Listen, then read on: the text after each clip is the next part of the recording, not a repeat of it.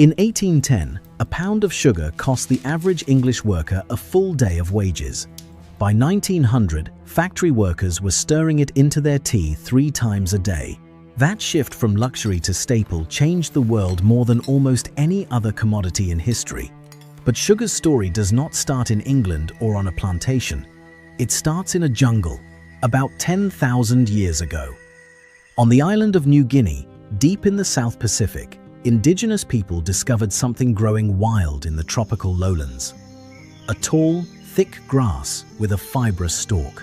They pulled it from the ground, bit into it, and tasted something no human had ever tasted before in that form.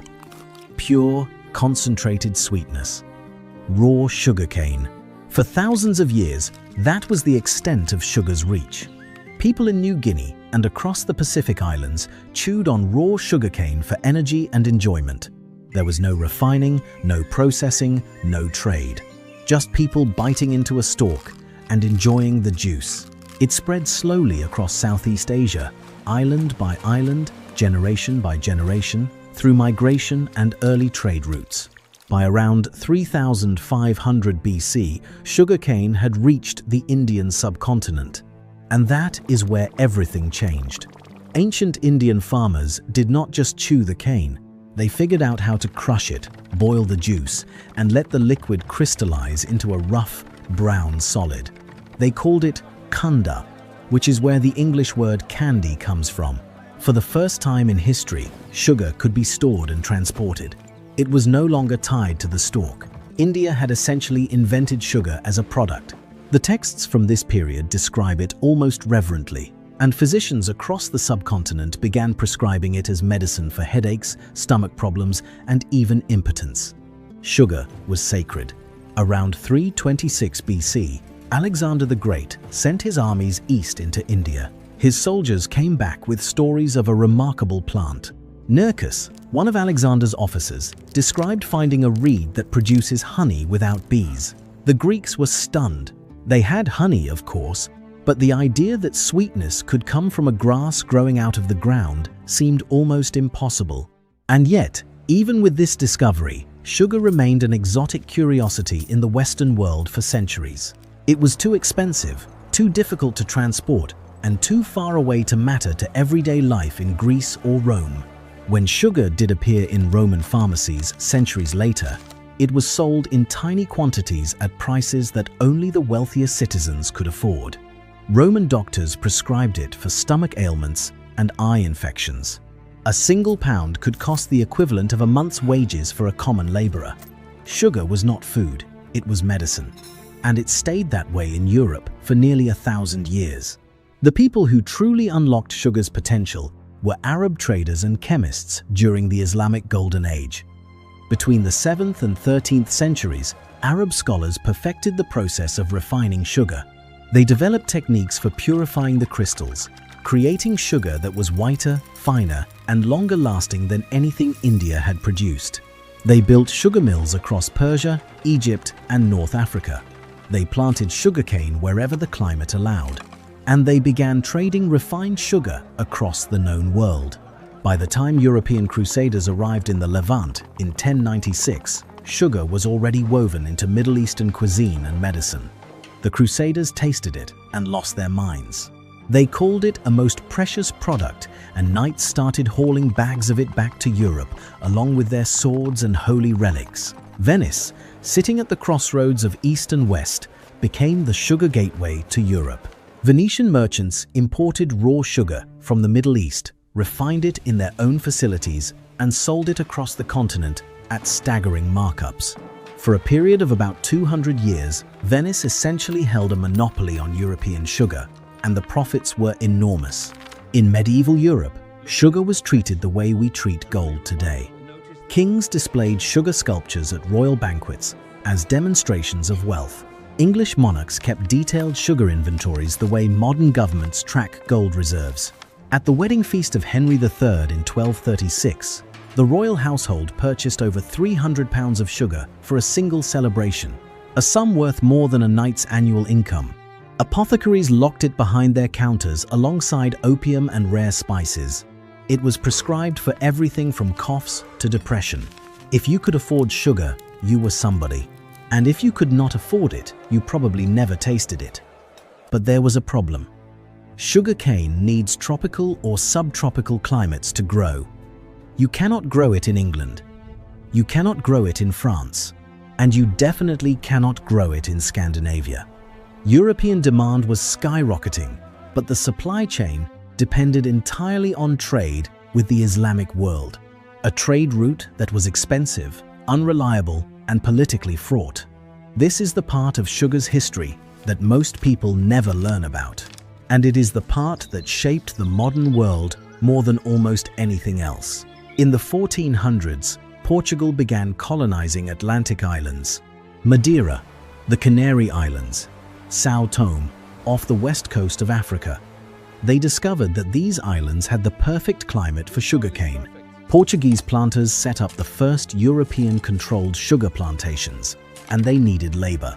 First, they used convicts and poor Europeans. That did not last. Sugar cultivation is brutal. Planting, harvesting, and processing sugarcane requires back-breaking labor in extreme heat, often 18 to 20 hours a day during harvest season. Workers dropped from exhaustion, injury, and disease, so Portugal turned to enslaved Africans. The sugar plantations of São Tomé became a testing ground for what would become the most horrific labor system in modern history. And when Columbus crossed the Atlantic in 1492, he brought sugarcane cuttings with him on his second voyage. The Caribbean climate was perfect, the soil was perfect, and the demand back in Europe was insatiable.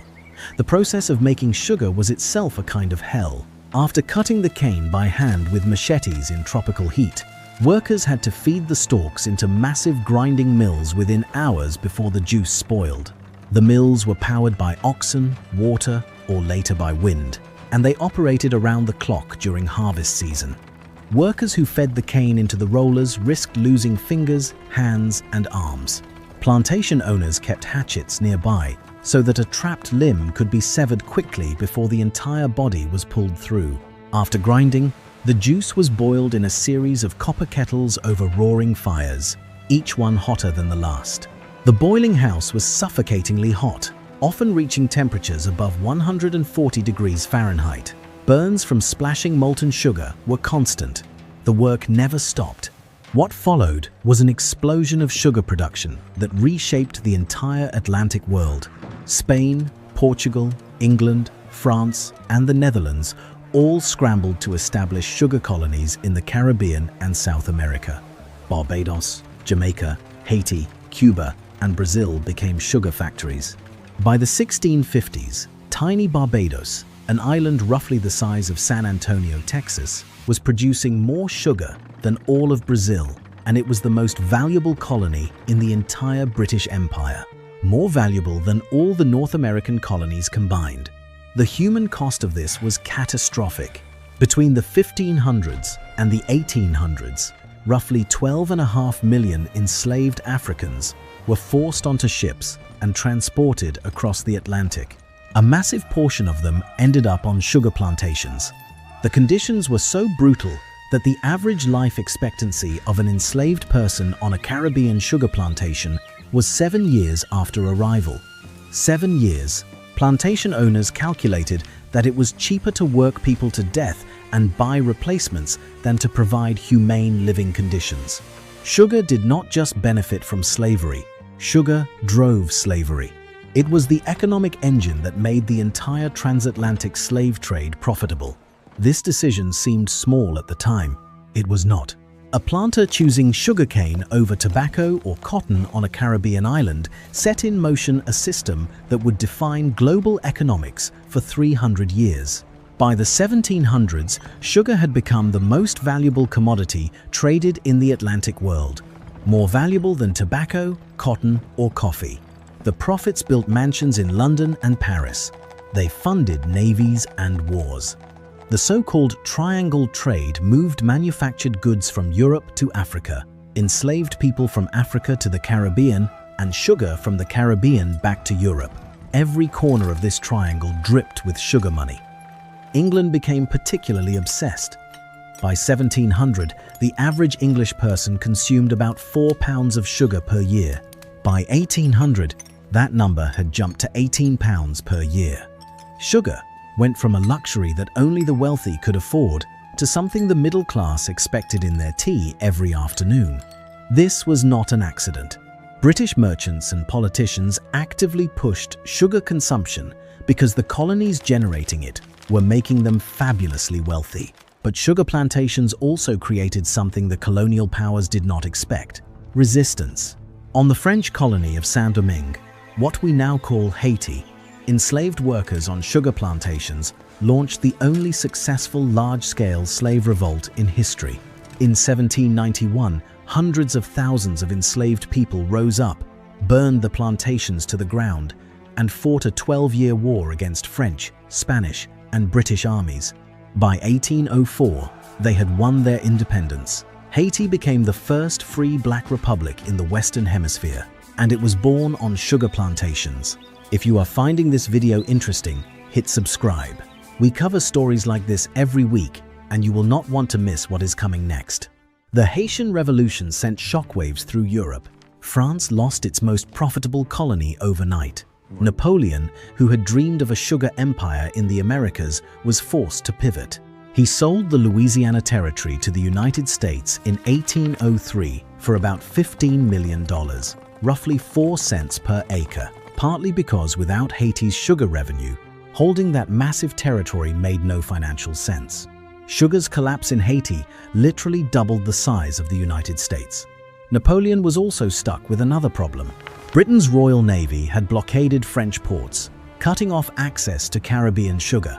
France needed sweetness, and it needed a domestic source. So Napoleon turned to sugar beets. German chemist Andreas Marggraf had discovered decades earlier that European beets contained sucrose identical to cane sugar. Napoleon poured resources into beet sugar production, ordering tens of thousands of acres planted across France and offering cash bounties to farmers who converted their fields. He established research institutions dedicated solely to improving beet sugar yields. It worked. By 1813, France was producing millions of pounds of beet sugar per year. The monopoly that tropical sugarcane had held for thousands of years was broken. This created a sugar rivalry that persisted for over a century. Tropical cane sugar versus temperate beet sugar, Caribbean colonies versus European farms. The competition drove prices down and production up. By the mid-1800s, sugar was cheaper than it had ever been in human history. And cheaper sugar meant more sugar in more products consumed by more people. The Industrial Revolution accelerated this even further. Steam-powered mills could crush sugarcane faster and more efficiently than any human or animal-powered system. Railroads could transport raw cane from fields to factories in hours instead of days. Refining technology improved until producers could create sugar so white and so fine that it bore no resemblance to the rough, brown crystals of ancient India. White sugar became a symbol of purity and modernity. Brown sugar, the less refined version, was seen as inferior, even though it was functionally the same product with trace minerals left in. And then came the marriage that would define modern eating habits: sugar and tea. Britain was already importing massive quantities of tea from China, but tea on its own is bitter. Adding sugar made it palatable to working-class tastes. By 1850, British workers were consuming an average of 2 cups of sweetened tea per day. Sugar imports to Britain doubled between 1840 and 1860 alone. The government actually lowered tariffs on sugar imports specifically to keep the working class fed and productive. Cheap sweetened tea became the unofficial fuel of the British Empire, and the sugar colonies existed to keep it flowing. By the late 1800s, sugar had infiltrated every corner of Western cuisine. Jams, candies, baked goods, and sweetened drinks became staples of working-class diets. There is a fascinating and dark reason for this. Sugar provided cheap, fast calories. Factory workers putting in 12 to 14-hour shifts needed energy, and sugar delivered it faster than almost anything else. Industrialists loved it. because sugary tea and jam sandwiches kept workers moving without the expense of providing substantial meals. Sugar became the fuel of industrial capitalism, and the working class consumed it in quantities that would have shocked earlier generations. The Coca-Cola Company was founded in 1886. By the early 1900s, Coca-Cola was selling millions of bottles per year, each one loaded with sugar. Other soda companies followed. Candy bars hit the market. Breakfast cereals went from plain oats to sugar-coated creations. The 20th century saw sugar consumption in America climb to levels no civilization had ever experienced. By 1970, the average American was consuming over 100 pounds of sugar per year. Think about that. 100 pounds. That is roughly the weight of a large dog consumed in sugar by every man, woman, and child annually. And the sugar industry knew there was a problem. As early as the 1950s, internal research at major sugar companies showed strong links between sugar consumption and heart disease. But instead of sharing this research, the industry buried it. In 1967, the Sugar Research Foundation paid 3 Harvard scientists, the equivalent of roughly $50,000 in today's money, to publish a review that downplayed sugar's role in heart disease and instead blamed dietary fat. The study was published in the New England Journal of Medicine, one of the most prestigious medical journals in the world. It shaped nutritional policy for decades. This is the part that should make you angry. For 30 years, the American public was told that fat was the enemy. Low-fat diets became the standard recommendation. Food companies removed fat from their products and replaced it with sugar to maintain flavor. The result was an explosion of obesity, type 2 diabetes, and heart disease that killed millions of people. And the sugar industry knew. They had the data. They chose profit over public health. The cover-up started unraveling in 2016 when researchers at the University of California, San Francisco, discovered the internal sugar industry documents. The papers showed exactly how the industry had manipulated science to protect their product. It was tobacco playbook, applied to food: create doubt, fund friendly research, attack critics, and delay regulation for as long as possible. And while the sugar industry was burying research, a new form of sugar was quietly taking over the American food supply. In the early 1970s, Japanese scientists developed a process for converting cornstarch into a cheap liquid sweetener called high-fructose corn syrup.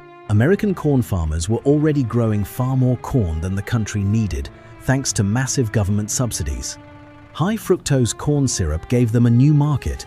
By 1984, both Coca-Cola and Pepsi had switched from cane sugar to high-fructose corn syrup in their American products. It was cheaper, easier to transport, and blended into liquid products more smoothly. Within a decade, high-fructose corn syrup had replaced cane sugar in almost every processed food and drink in the United States. Americans were consuming more sugar than ever, and most of them had no idea the source had completely changed. Today, the average American consumes about 17 teaspoons of added sugar per day. The American Heart Association recommends no more than 6 teaspoons for women and 9 for men. We are consuming roughly double to triple the recommended amount. Sugar hides in places most people never check: pasta sauce, bread, salad dressing, yogurt, granola bars. An average flavored yogurt contains more sugar per ounce than a candy bar. A single can of regular soda contains about 10 teaspoons of sugar, more than an entire day's recommended limit in one drink. The health consequences are staggering. Over 42% of American adults are now classified as obese. Over 37 million Americans have diabetes, and another 96 million have prediabetes. Heart disease remains the #1 killer in the United States. And while sugar is not the only factor, decades of research now confirm it is one of the biggest. The global picture is just as alarming. Worldwide sugar production now exceeds 180 million tons per year. Brazil is the largest producer, followed by India, the same country that invented sugar crystallization thousands of years ago. The average person on Earth now consumes about 50 pounds of sugar per year, a number that continues to climb in developing countries as Western diets spread. Some countries have started pushing back. Mexico introduced a soda tax in 2014, and consumption dropped by about 12% in the first year. The United Kingdom followed with its own sugar levy in 2018, which prompted major drinks manufacturers to reformulate their products with less sugar before the tax even took effect. Several cities in the United States, including Berkeley, Philadelphia, and Seattle, have enacted local sugar taxes. Early research suggests these taxes do reduce consumption, though the sugar industry has spent millions lobbying against them. Sugar's story spans 10,000 years, 6 continents, and virtually every major historical event of the last 5 centuries. It was there when empires rose. It was there when millions were enslaved. It was there when revolutions erupted and colonies collapsed. It was there when the Industrial Revolution transformed the world. And it is here now, in almost everything we eat and drink, shaping our health, our economies, and our politics in ways most people never think about. A 10,000-year-old grass from a jungle in New Guinea became the most consequential crop in human history. It built fortunes. It destroyed lives. It toppled empires. And it is sitting in your kitchen right now, in your cereal, your ketchup, your bread, waiting to be noticed. If this story surprised you, subscribe for more deep dives into the hidden histories behind everyday things. We have got a lot more coming,